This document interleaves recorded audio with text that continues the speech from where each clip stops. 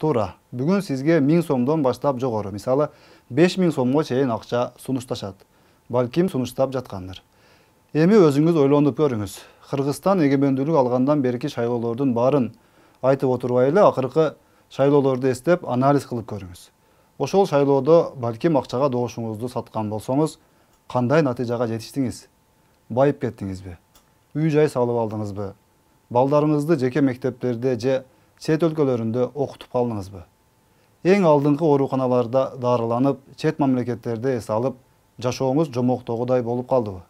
Жок, албетте. Мунун баары жөнөкөй катардагы кыргыз шайлоочусу үчүн кыял гана. Демек, сиздин добушуңузду сатып алган адам сизди утурумдук, күнүмдүк абалыңыздан пайдаланып, алдаган турбайбы? Эми ошол сиз арзыбаган тыйынын алып добуш берген адам депутат болуп, анын жашоосу кандай өзгөргөнүн ойлоп көрүңүз.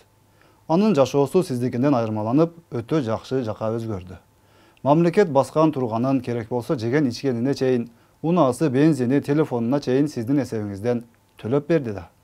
Жылда чет мамлекеттерине барып, дүйнө кезип кыдырып, иш кылган адам болуп, жыргап, саякаттап жүрдү да.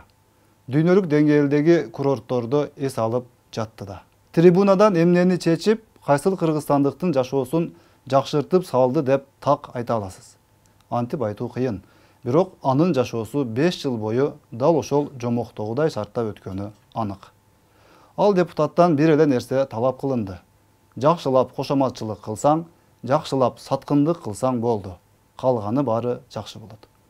Мына бүгүн ошол эле кишилер сиздин алдыңызга периштеден кем калбагандай көрүнүштө дагы башынан сиздин добушуңузду сатып алып, анан жыргал жашоосун улантуу үчүн келип отурат. Калганын өзүңүз карап көрүңүз.